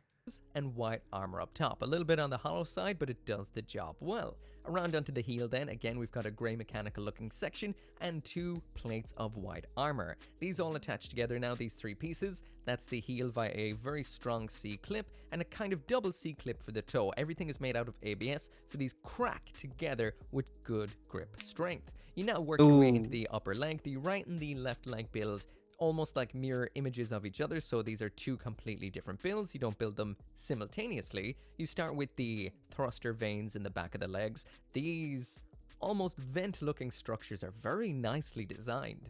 They clip and interweave very nicely. They attach then into this darker white, or should I say light gray section, which has a bunch of sliding mechanisms which will attach into the knee. This is the upper leg. Oh, this is really The hip complex. joint is one of those usual Gunpla 3-piece builds. This then attaches down into the upper leg section we built. You pop half of the knee There on you just go. like so, the lower leg Yep. skeleton like One this, more. and it all sandwiches together in the usual kind of Gundam knee sort of way. Next up, you build the thruster veins for the lower leg. This is made out of 3 pieces. Again, they weave together very, very nicely. You attach these 2 pieces together for the upper ankle articulation. They attach then Nice. up into the lower leg. The thruster vein section attaches onto the back, and then it's time to start layering on some of the grey inner frame sections, which will be the foundation for the outer armor. We've got a whole bunch of these. They add on like so, and this right here is essentially the inner frame of the leg. So in usual kind of master grade sort of way, you've got a inner frame running through a lot of this model kit. Actually, through the whole thing. Here's I like how there's inner frames for it. It makes everything like sturdy, stable. You know what I mean? I did for those who are curious. From here, it's time to layer on the armor. We've got 2 pieces of thigh armor. It does look horrifying. Look at that. Oh, nah. That's a clanker if I ever saw one. Oof. Reddit for those who are curious. That's terrifying. 3 a.m. at night, you see that thing like dang, dang, dang, dang, dang. Time to layer on the armor. We've got 2 pieces of thigh What armor. you which doing? attach I'm on running. Simply like so. Again, some I'm ready. very nice pan lining throughout this kit. Some front shin armor. 2 pieces attach onto the rear section of the leg. These actually feel like they barely clip on at all, but when they actually do get added on, they don't show any signs of falling off, at least not yet. You build up the knee out of 2 pieces, red into some white armor, attaches onto the knee like so. There is a rear section that attaches onto the knee here. This is falling off on me, so this will have to be glued. And then we've got 2 big arcs of armor found on the back of the lower leg, followed by a shin piece which attaches on like so. And there it is. That is pretty much the leg finished. Pop on the foot, and there it is. So like I mentioned, the left and the right leg are Nice. slightly different builds from each other, so you will have to build one, then the other, not necessarily building them simultaneously, like some kits. Okay, that's good to know. So moving up a little bit That's good further to to know. the underpants, and this is definitely putting the cock in cockpit because that Ayo, is exactly pause. where the cockpit is. A very unique waist unit, just like the rest of the mobile suit in general. It's got a very rounded out shape. This is the core fighter on the front, which can basically fly off using the front skirting armors. Side skirts can move around the ball joints, very simple, and the front skirts can move up and down again. Simple, but effective. Building this up just is two little gray sections that attach together to create the core, a bit of white armor to the back as well as the front. This section for attaching on the side skirtings just comes down like a cuff, followed by a secondary cuff from above. Next up, it's time to build up the side skirts. These are asymmetrical once again. You do have to dip into the stickers. There are only 3 stickers in total in this kit. These are just for blackifying these Only tiny 3 little sections like so. You just pop them on, and when you actually attach them to the armor that goes on over them, the black section just comes through like so. Otherwise, it just nice. well, in a lighter shade, or should I say darker shade of white. Next up, it's time to build the cockpit. This involves attaching this little section right here. First off, I will mention this is your pilot figure. So your pilot figure isn't actually separate in this kit. It's molded into this little segment. I'm thinking about getting a glass file chat for sanding. Do it. This just slots then in under the first part of the cockpit section. You attach the back on like so. And well, then there's a lot of things I do want to get. This falls off quite often, so I do recommend maybe hitting this with a bit of glue if you don't want to be removing it. I guess I'm in the hobby now. Skirting armor, I guess I'm in the hobby. Light gray attaches into the back of the white front skirting, yellow in from above to get that pop of color, and then you attach these skirtings on via this double peg section, just like so. They just pop on easy, and then you've got this little section that attaches in from underneath to add a little bit more detail. There Pop we that go. onto the front of the underpants just like so, as well as the side skirts, and this is what you've got. Again, simple. Wow, look at that, chat. Wow. So moving on up a little bit further, and we're going to be building the body unit. So if the pilot is actually in the waist, what's inside of the body? Well, sometimes some nukes, sometimes a cow. This is one very, very detailed and extremely unique Gundam torso. Around the back, we've got these little panel sections that lift up or twist into position. These are a little bit on the difficult side to actually align, but once you get the hang of it, it's not so bad. And what we've got is what seem to be some kind of exhaust ports for the nukes or cow in the chest. Flipping around to the front, then we've got some of these panels too. Again, Why a these cow? can be a little bit difficult to open up. You just pop them open just like so. The middle panel can be a little bit awkward and can pop off at times. And this right here is the, well, launch holes for the nukes in the chest. Cow is optional and not in here right now. Now this is one ridiculously unique build right here. You start off with the first little blue flap section just like so. It pops onto a little grey part. This then slides into the side of the torso multi-purpose silo. You do this for both sides and then they attach onto a central piece. It's a little bit of a balancing act. This one is kind of complicated. I actually found it was a little easier to put these side parts onto the middle and then slide the little slidey sections in afterwards. I found that easier. Next up then we've got the waist joint. This is just 2 pieces that attach together just like so. 2 side sections then attach onto that, locking them. This reminds me of Bionicle a little bit, There's chat. quite a few joints here, but you don't really get too much in the lines of articulation out of them when it's finished. We've got some very simple shoulder joints. They just pop on just like so, both sides. Adding a little bit more color into the mix, we've got a red waist section which slides up from underneath, and the blue beginning of the chest slides right on from the front. Now right here, this is a very interesting part of the build. You have a choice here between 2 colors. That is the standard blue cross section for in the middle of the Turn-A's chest, or you can choose the white version. Now the difference between these is the blue version is actually the anime accurate version. The white version is the original design version by Sid Mead, which looks like this right here. I went with that because it splits up the colors nicely, and I think it just it looks better all with around the white, just looks kind of cooler. But just swapping them out when the kit is built is simple enough to do. Next up, we start working around back. This grey panel attaches on with tons of nice detail. These little upper sections right here, these are for basically what's going to be holding on the shoulder armor later on. We've got a yellow clavicle section for around the neck. This part right here actually in the manual looked like it was going to be a nightmare, but it turned out to not be that bad at all. You attach these 5 little segments onto this little central aspect. This is for those exhaust ports in the back. These are the rotating sections. They all attach in just like so. You slap the blue back section onto the turning like so, and then this just layers up over it. And then we've got this tiny little piece here for hiding what is essentially that's pretty intricate. Adapter I like that. That's really intricate. Detailed. So the final part of the build is the chest silos. This is the actual missile version. You can also build a cow holding part if you want to. This is just layering 3 blue flap sections that actually have a bit of articulation to them onto this little piece. The 3 missiles just slot into the silo just like so, and then you pop that part you just built on top, all of which are those opening panels we would have just seen a second ago. There's 2 of these that slide into the left and right hand side Oh, of the that's chest, kind of and cool. there you are, finished. Honestly, this is one unique, very detailed chest Gundam part. After all of that crazy building in the legs and the chest, the arms are surprisingly simple. This is what the arm looks like finished. It's mainly just a bend at the elbow. We do have a nice bit of wrist movement in here, and the hand does have some movable digits, and there is an alternate posed hand included. That's here nice. too. The shoulder in here is pretty simple as well, and as for the build, you start off with a very unique elbow bend. This is a very kind of pressure-based design where it kind of slots into itself just like so. It's kind of hard to explain, but it works out quite well and locks on in. Next up, we've got the wrist joint, which attaches via a ball joint like so.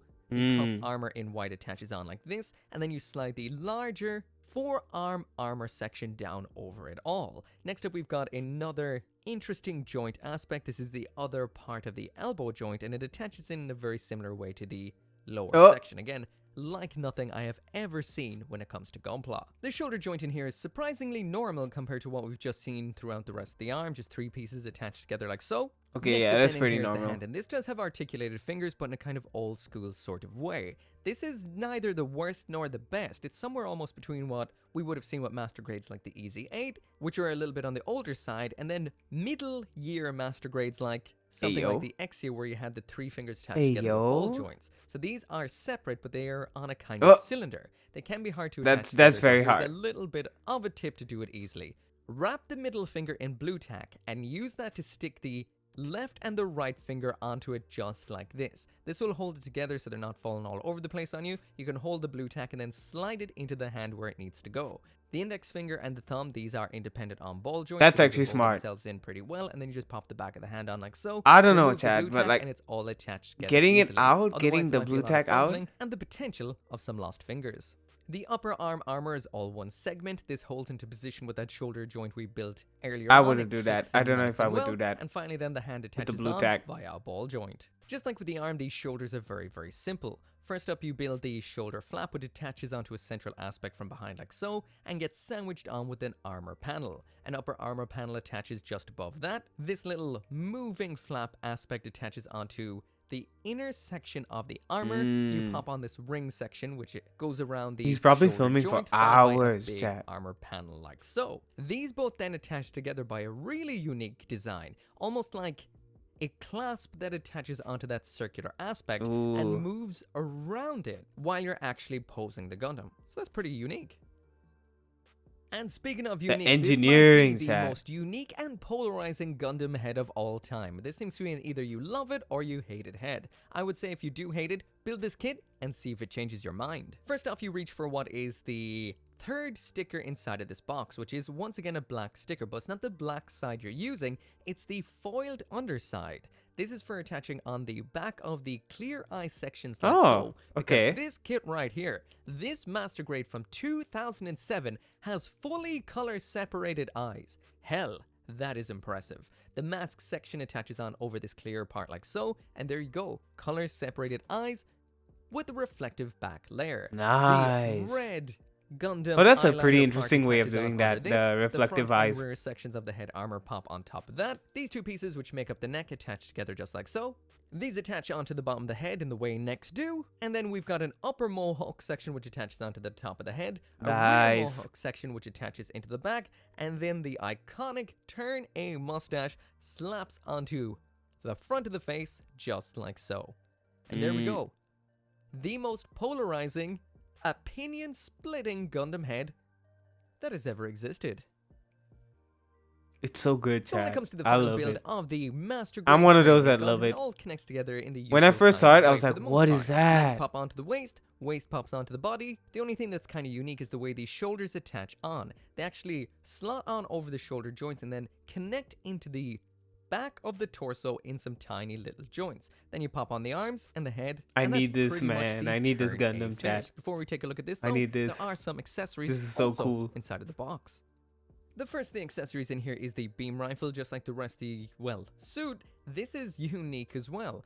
Predominantly in white, you attach 2 red sections onto the front like this. The handle has a point of articulation. You pop it on like so. You build this side little handle section out of 2 grey parts. One slots into the other, and then this just pops into this circular pocket right here. A little white section attaches underneath for a sliding mechanism. The other half then pops on like this. The rear stock section like so, and that's locked into position then by this upper part. Basically, this has a sliding forward and back mechanism, as well as a little piece that the handle can tuck away into, and a sliding aspect that will cover it up. Next up then is the shield, which is all business up front and tons of cool detail round back. You build up this inner section first with these bladed parts onto the side like this, a handle at the bottom, and all that locks in with this panel, which takes a little bit of pushing to get it to attach. You then slide this big long segment up, a little bit of a rail aspect underneath what we just built. That then pops onto this girdered section inner mechanical part, which pops then into the outer red shell section, just like so. A little grey piece attaches into this cutaway part and is then covered up by the final piece of armor, which is this that's big just sick, white Chad. oval aspect. Last up in here then There's so is much the detail Gundam just in hammer. that shape. Now this has a lot of snipping and snapping to do here. Basically, everything comes on this one little runner here besides the chain. You attach 2 pieces of the ball together to get the sphere. You have to cut out 9 of these little stud-looking sections which attach all around the surface of the Gundam hammer. We've got this little bit of a chain attachment point which pops in from underneath, and then you have to work this little bit of a kind of split link, which is actually quite well designed. You just slot that round the hoop on the hammer and then onto the chain, which is made out of tons and tons and tons of actual chain links, or should I say actual plastic chain links. You do the exact same thing to the other side with the anchor on it, so you just kind of loop the independent chain link section around them, almost like a keyring. Finally, there is another couple of bits inside of the box. That is some holsters for the beam sabers. We've got 2 alternate hands which are a fixed pose. Both of these are exactly the same, left and right. Oh, and that's we do have nice. 2 extremely skinny beam sabers. Oh, and of course, not to forget the main event inside of the box, cow. the 1/100th scale cow. So there we go, the out-of-box build of the Master Grade Turn A Gundam. There's a whole lot of things you can actually say about this mobile suit right here, and this Master Grade model. It's beautiful, but Chad. one thing I'll definitely say is, I am thoroughly impressed. This is a kit from almost 20 years ago. This came out in 2007, and it's done a lot of things here excuse me. that even some I'm so tired, modern Master Grades and other modern Gunpla kits don't actually pull off. Wow. Color-separated eyes, 99% It's so good, color Chad. separation right out of box. The molding is Yo, really nice. It even has some it's nice so gray sections coming good. from underneath the armor, which is something I've only really been seeing a lot in kits recently. Back in 2007, this must have been some unseen black magic technology. For real. Of course, when it does come to the Turn A Gundam, the kind of thing that will draw your eye immediately is that over-the-top ridiculous head and those beautiful rear back of leg sections. All of those vent-like vein sections for the thrusters look like nothing else. They mesh together so well, and it's been designed so nicely. The option of having the blue chest or the white Sid Mead original design chest is pretty It's so good, Chad. There's so much detail all over the place. Nah, This is definitely that's amazing. Okay, I think I'm gonna end that there. All right, we're gonna end it here. Okay, chat. It's been fun. Thank you all for being here again, as always. We had a lot of fun. That was the craziest game of Alien Isolation we've played so far. That was the craziest one. That's insane. Okay, let me see who we can raid. Be sure to copy that message.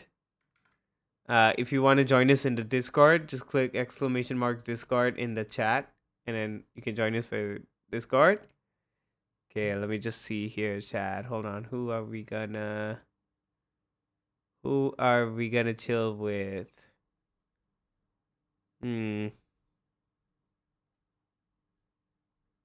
Call PETA, bro. I'm not gonna dye your eyelashes today, bro. People have the craziest stream titles. That's insane. Let me see. Okay, nobody I know personally is streaming right now. Let's see. Let's go rando again.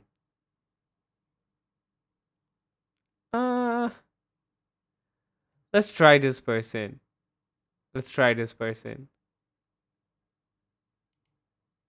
Okay, there we go, chat. When you guys are ready, we'll go. When you guys are ready, we'll go. Okay, chat. I will see you all on Friday, if not tomorrow, but I will see you all on Friday. Okay, I love you guys. Take care of yourselves. All right, let's go join the raid. Take care of yourselves. Bye, chat. Bye. See you guys. Have a good day, night. Bye. Bye. Bye. Bye.